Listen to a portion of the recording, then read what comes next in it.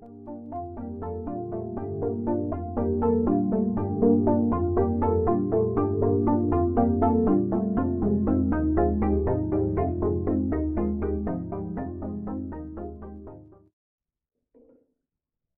morning, everybody.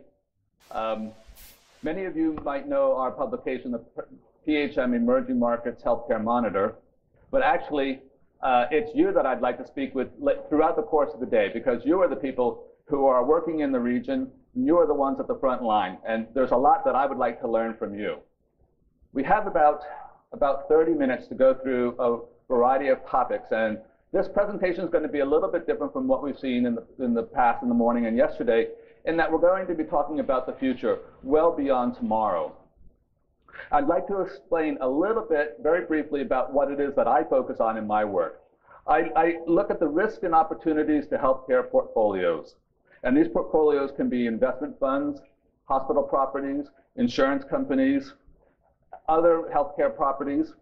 And we explore the risks and opportunities that are not quantified, the politics, policies, and geopolitical influences in the healthcare market. So we're going to get started here.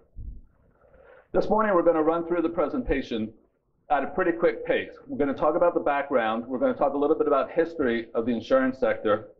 We're going to talk about the risk and opportunities, and then we're going to talk about the sector's bright future. For background, we're going to spend a few minutes on the historical aspects of insurance, because this is a little bit important in how we're going to frame the presentation through the day. We're going to discuss demographics, because demographics are going to have a huge impact moving forward. And we're also going to talk about the geopolitical influences around the world. But before we get started in the main gist of this presentation, there's two overriding themes I want everybody to pay attention to in this presentation. The first is what I call the full circle of Takaful, and we're going to discuss this towards the end. And the second is what we all know as the beauty of insurance.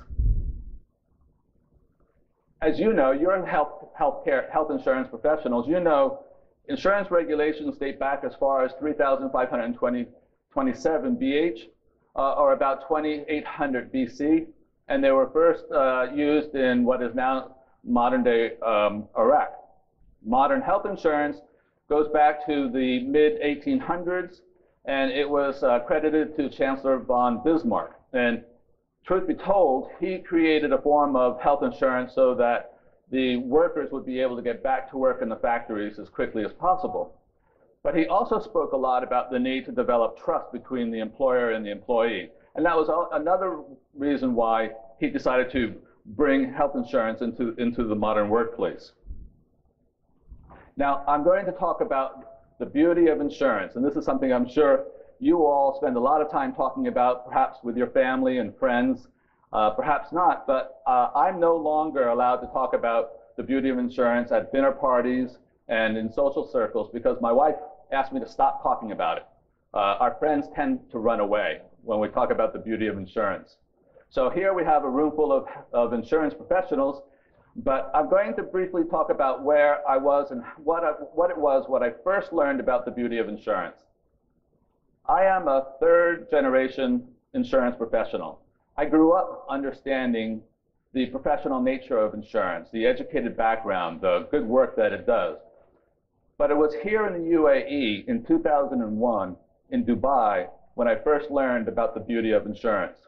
I had a meeting scheduled for the general manager of an insurance company up in Dubai, and it was scheduled very, very briefly. That meeting lasted over 2 hours, and it was fascinating, and I had a great time listening to this general manager. And he opened my eyes as to what insurance can do. Well, I knew about the operational implications of insurance on a day-to-day basis. I had never thought about the broad social impact, the ability of insurance to raise a whole community out of its economic stalemate. We talked about the hydroelectrical plants being built with insurance backing, the roads and the rails, the skyscraper buildings throughout the region that are today leading the world as the tallest buildings. All of these facilities were built with the backing of insurance. Insurance has allowed Dubai, Abu Dhabi, Cairo, Doha, and many other cities in the region to become modern capital cities. And I nearly forgot about the beauty of insurance a few years after. I was at a conference, at a World Bank conference, and I was talking with a private equity professional from India. And we were talking about the low penetration of health insurance in India. And that's really quite a problem, and it's a problem still throughout much of the Middle East and the MENA region. But she said it wasn't a problem, because she said that family, if somebody had gotten sick, that family would be able to sell some livestock or some land, and all would be good. And I told her the lack of health insurance was doing great harm to India and to many other countries. Because without health insurance, that family would need to sell its livestock or some of its land or other property that may have taken a generation or two to acquire. And if they sell it, it will certainly take that long to reacquire it. School tuition might not be paid. Food and other necessities would have to be held back on. As you all know very well, health insurance does help societies move from low income to middle income and onwards. Insurance is a highly effective use of capital, and it does move whole countries. And that's what I call the beauty of insurance. And with the beauty of insurance, there's great opportunities. And with opportunities, there's also great responsibilities.